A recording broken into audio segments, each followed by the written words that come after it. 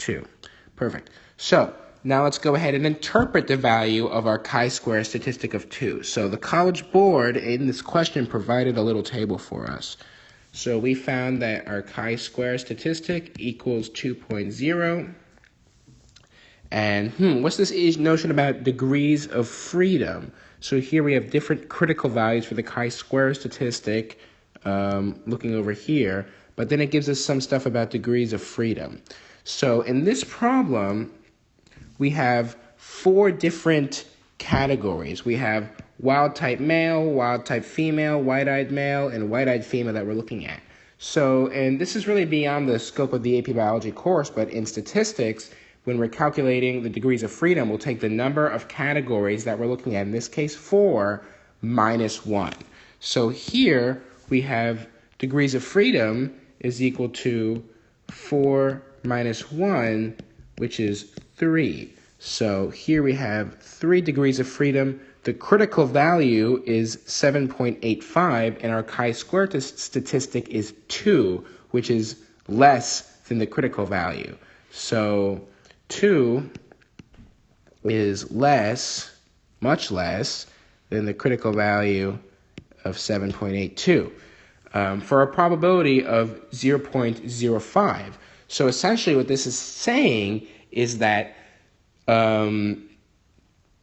the probability of observing a difference as great as we did in our data is less than, due to chance, is less than 5%.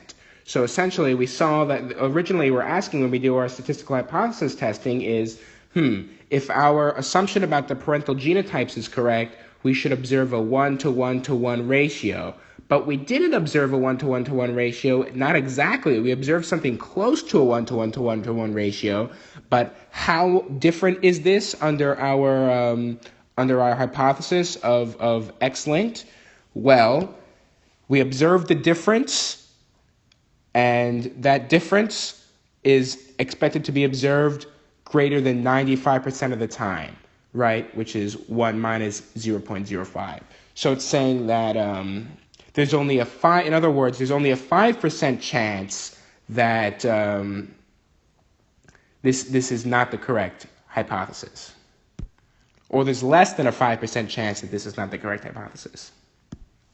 So this is slightly confusing, and I'm not doing quite a good job here, but essentially another way to state it is the probability of observing a difference equal to or less than what we observed is due to chance, due to random chance, is greater than 95%. So we would expect to observe a difference, a deviation from the 1-to-1-to-1-to-1 ratio here, as big as what we observed in our data set right over here, more than 95% of the time, which means that this is acceptable chance variation that can occur.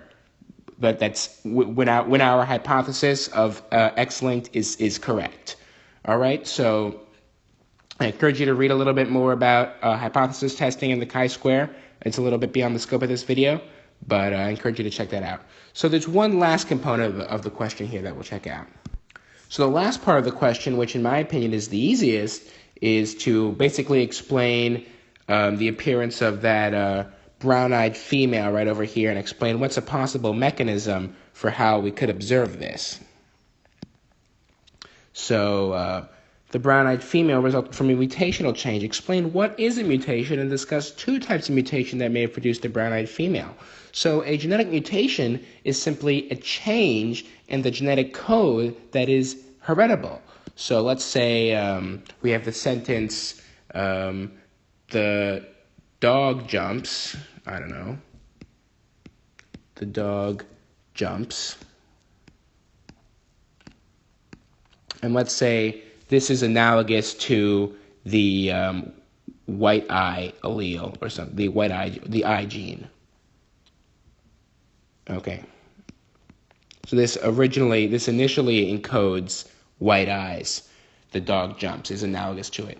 But then a mutation is saying when we are replicating this gene to put in our sex cell, which is going to be used to make a gamete, a letter can change here. Instead of saying the dog jumps, we might now write out a new sentence, the dog humps.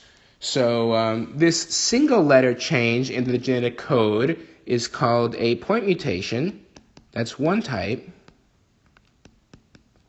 a point mutation.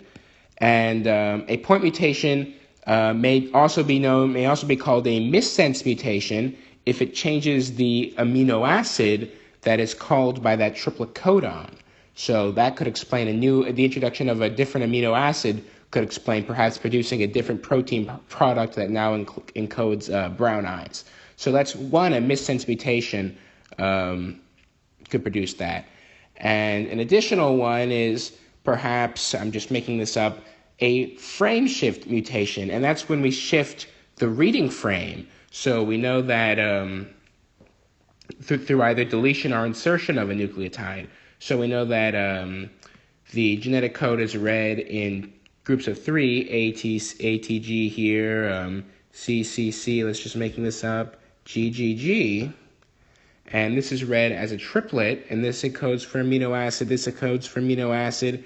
But if we insert or delete a letter, okay, so we take out the T, then everything gets shifted over and we change our reading frame, right? This is no longer coding CCC, this is read, because this gets shifted down, as CCG, right? So that could completely change the protein product that's encoded. All right, so that's about it. Thank you very much for watching this episode of Stephen Loves Science. Please forgive me if things were not completely clear. This is my first time using this new software here on the iPad with the Apple Pencil, and it's been a little confusing for me to play around with it, so it's not as good as my usual content. But thank you very much for watching, and I'll see you next week.